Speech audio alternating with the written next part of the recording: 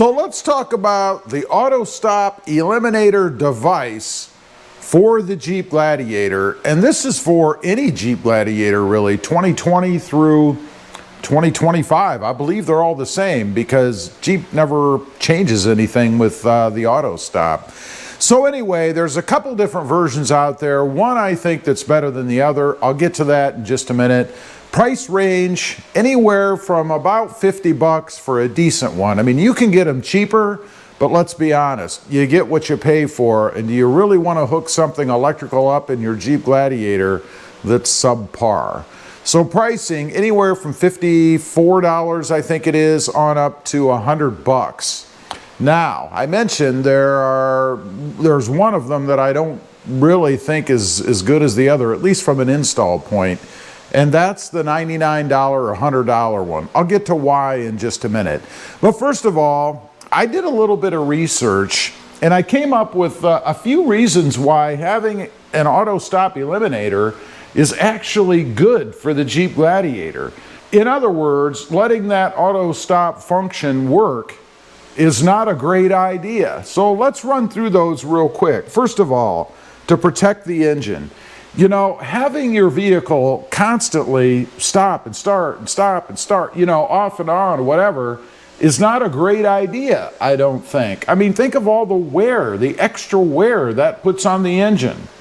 Number two, to protect the battery. Of course, every time you kick in the alternator, turning it on and off and on and off, it's going to cause surges to the battery, right? Maybe that's one of the reasons the batteries don't last as long or seem to last as long in the Jeep Gladiator. Kind of makes sense to me now. Number three, to protect the spark plugs. You know, every time the thing is cycling, right, it's sending gas and electricity over the spark plugs. Not a good thing. I mean, this system just gets worse and worse the more you look into it, right? And finally, to reduce fuel consumption. You know, other than flooring your vehicle every time you're taking off from a stoplight or stop sign or driving 110 miles an hour on the freeway, the next biggest use of fuel is when you start it up, right? So it only makes sense that to have the auto stop eliminator eliminated, or in use, I should say, the auto stop eliminated, makes sense, right? For those four reasons. Now, let's get to where it goes and why I think one is better than the other. By the way, I don't have mine yet. I do have it on order. I just ordered it today.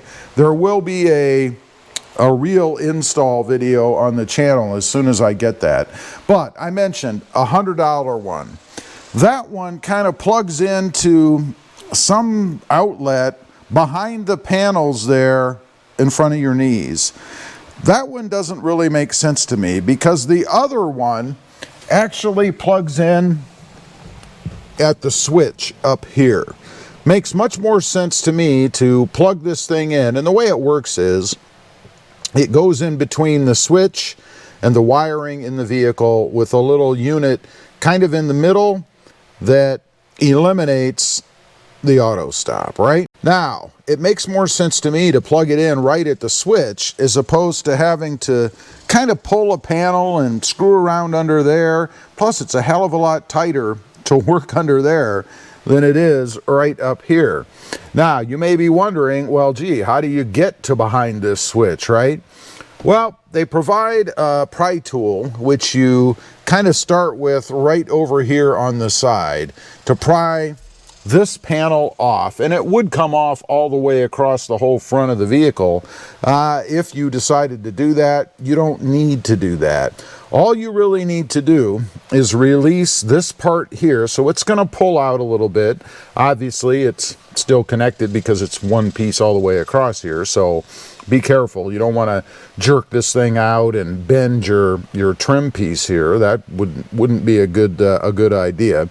But anyway, you kind of pry this piece out just enough to give you access to the back of the switch right here. There's a connector on the back. It has one of those little push tab-like things, whatever you call them. You push that down, pull out the connection, plug it into the new piece of equipment that you're going to put in, the Eliminator, and then plug the factory part into the other outlet, I guess, that's part of the Eliminator. And that's it. Now, you do have a kind of a long, it's not long, it's about this long, maybe 2.5 inches or so, kind of rectangular box, a little bit less than 1 inch wide. The people that I've seen do this, you kind of tuck it right back here through a hole that's right back behind the ignition switch over here. You don't have to put it there. You can put it anywhere you want. One thing that I would suggest doing, if you're going to do that, is to maybe wrap it in some kind of foam or something, which is what I'm going to do, just so you don't get any rattling around from that piece.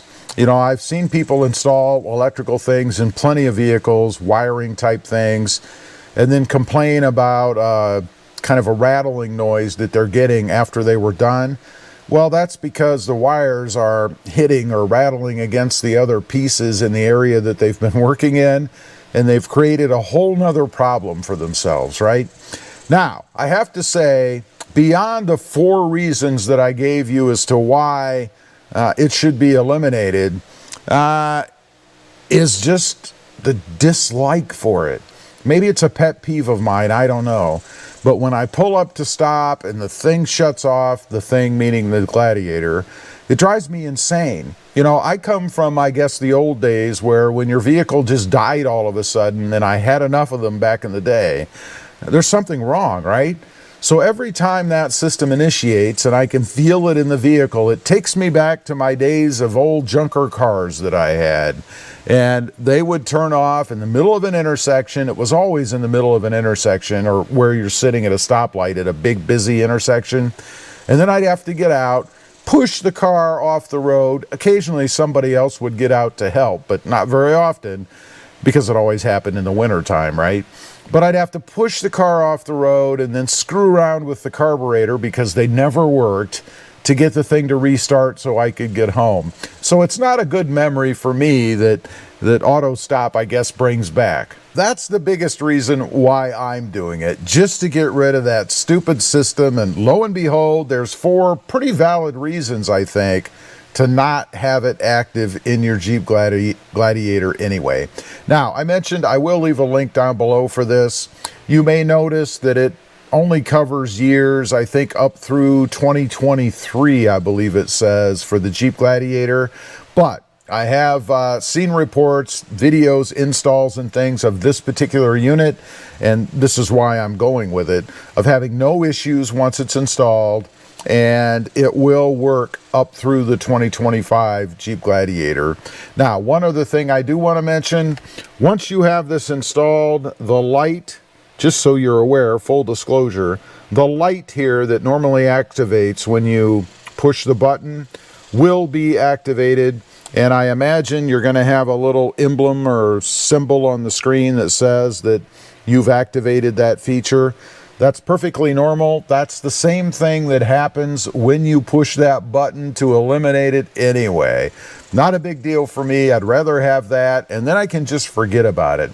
And that's the other thing. Once you have this installed, you just forget about it. It's done. You don't have to do anything else. Now, one other thing I do want to mention, let's say for some reason you do want to reinitialize auto stop. You can. You just push the button with the unit installed and it will function again. However, when you stop the truck and restart it, it will revert back to always off, which I actually like. Anyway, as I mentioned, there will be an install video coming up for this. Once I have mine, I should have it in just a few days. I'll show you how it's done. But I wanted to get the word out because it's so frustrating to me, and I know it is to others out there as well. Leave a comment. Let me know if you've got one of these units. I'd be curious to know. Thanks for watching. Stay safe out there.